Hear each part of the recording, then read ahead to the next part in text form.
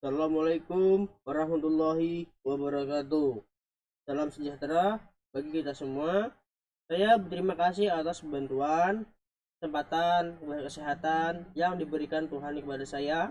Pada kesempatan ini saya akan menyampaikan materi presentasi berjudul Manajemen Sumber Daya Manusia. Saya Muhammad Rizky dari kelompok 5 ingin mempresentasikan. Yang pertama, pengertian manajemen sumber daya manusia. Apa sih manajemen sumber daya manusia? Ialah proses serta upaya untuk merekrut, mengembangkan, memotivasi, serta mengevaluasi keseluruhan sumber daya manusia yang diperlukan perusahaan dalam mencapai tujuan.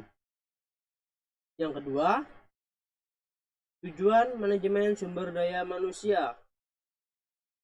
Apa sih tujuannya? Yang pertama, mengetahui peran dan fungsi manajemen sumber daya manusia dalam organisasi perusahaan sebagai salah satu langkah pengorganisasian. Yang kedua, mengetahui proses manajemen sumber daya manusia sebagai upaya untuk mendapatkan orang-orang dalam organisasi yang memiliki kompetensi dan kualifikasi yang sesuai dengan kebutuhan organisasi dan tuntutan perubahan yang dihadapi oleh organisasi. Selanjutnya yang ketiga, yaitu proses manajemen sumber daya manusia. Prosesnya yaitu Human Resource Planning, merencanakan kebutuhan dan pemanfaatan sumber daya manusia bagi perusahaan. Personel Procurement, mencari dan mendapatkan sumber daya manusia, termasuk di dalamnya rekrutmen, seleksi, dan penempatan serta kontrak kerja. Personel Development, mengembangkan sumber daya manusia termasuk di dalamnya program orientasi tenaga kerja, pendidikan, dan pelatihan. Personel Maintenance, memelihara sumber daya manusia termasuk di dalamnya pemberian insentif, jaminan, kesehatan, dan keselamatan tenaga kerja, pemberian penghargaan, dan lain sebagainya. Personel Utilization, memanfaatkan dan mengoptimalkan sumber daya manusia termasuk di dalamnya promosi, demosi, transfer, dan separasi. Selanjutnya, macam-macam sumber daya manusia. Manusia memiliki akal, budi, dan pikiran yang tidak dimiliki oleh tumbuhan maupun hewan. Meskipun paling tinggi derajatnya, namun dalam ekosistem manusia juga berinteraksi dalam lingkungannya, mempengaruhi dan dipengaruh lingkungannya, hingga termasuk dalam salah satu faktor saling ketergantungan.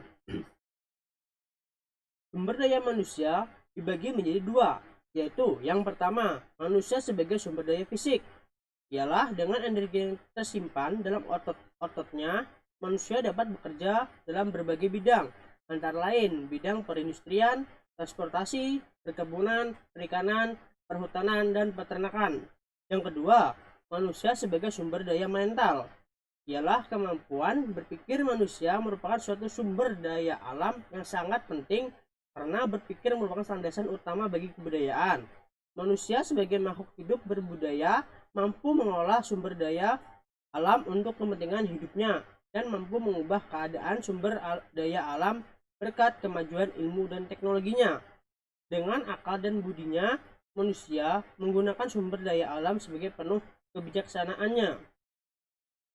Selanjutnya, langkah-langkah perencanaan sumber daya manusia. Langkah-langkahnya, yang pertama, representasi dan refleksi dari rencana strategis perusahaan. Yang kedua, analisa dan kualifikasi tugas yang akan diemban oleh tenaga kerja.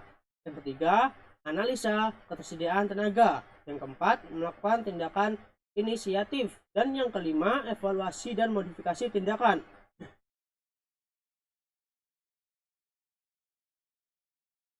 Mungkin hanya itu yang bisa saya katakan. Semoga apa yang kita katakan dapat bermanfaat bagi kita semua. Jika ada kekurangan, tolong maafkan. karena kesempurnaan benar-benar hanya milik Allah Subhanahu wa taala. Sekian, terima kasih. Assalamualaikum warahmatullahi wabarakatuh.